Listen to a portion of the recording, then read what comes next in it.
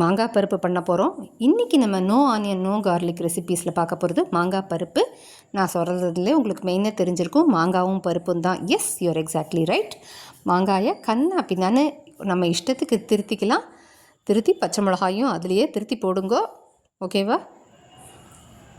தோல் சீவி இன்றைக்கி தோல் சீவாமல் பண்ணியிருக்கோம். பட் நான் வாவா இஷ்டம். இதை கடைசியில் சொல்கிறேன்.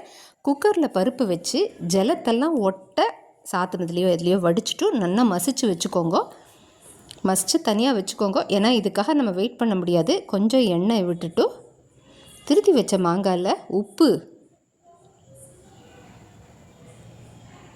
மிளகாப்பொடி,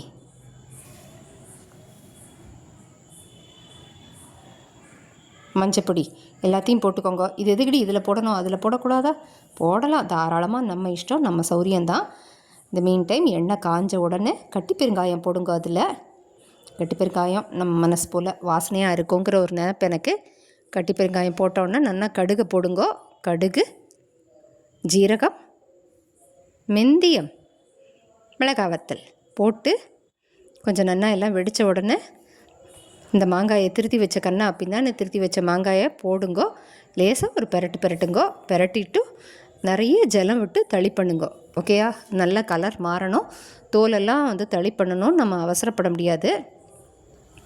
போட்டு நல்லா ஆன உடனே மசிச்சு விடணும். வேறு ஒன்றும் இல்லை. இதில் போட்டு மூடி வச்சுருங்க. நல்லா ஒரு 1/4 மணி நேரம் கொதிக்கட்டும்.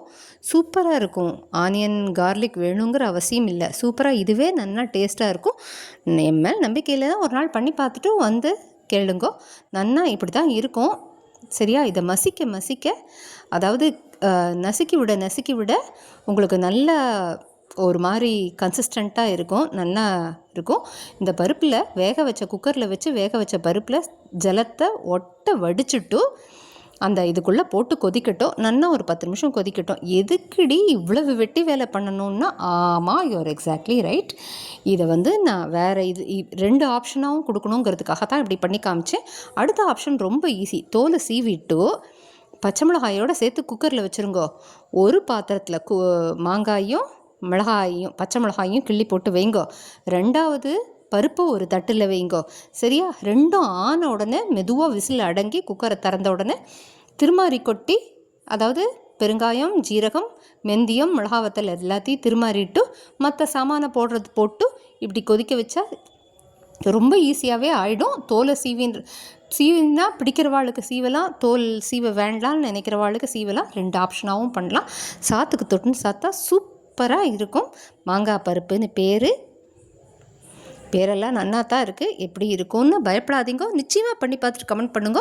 மாங்காய் சீசன் சூப்பராக இருக்கும், மலிவாகவும் இருக்கும். பண்ணி பார்த்துட்டு சொல்லுங்க. சாத்துக்கு தொட்டுன்னு சாப்பிட்லாம். சப்பாத்திக்கு சைட் டிஷ்ஷாகவும் யூஸ் பண்ணிக்கலாம். சூப்பராக இருக்கும். இதில் சாத்தில் தொட்டு பிசைஞ்சு சாப்பிட்டா புளிவிட்ட காய், இந்த சேப்பங்கிழங்கு இதுக்கெல்லாம் புளி விட்டு பண்ணுவோம்ல, சம்பாரப்பொடி போட்டு பண்ணுற காய், வாழைக்காய், இது அந்த மாதிரி பண்ணால் இது நல்லா இருக்கும் அப்படின்னு சொல்கிறா. சரியா? சூப்பராக அடுத்த ஒரு பாத்திரத்துக்கு மாற்றியாச்சு. நிஜமாக பார்க்கவே ரொம்ப டெம்ப்டிங்காக இருக்குது. பண்ணி சாப்பிட்டு பார்த்துட்டு கமெண்ட் பண்ணுங்க. சூப்பராக இருக்கும். See you soon. Bye.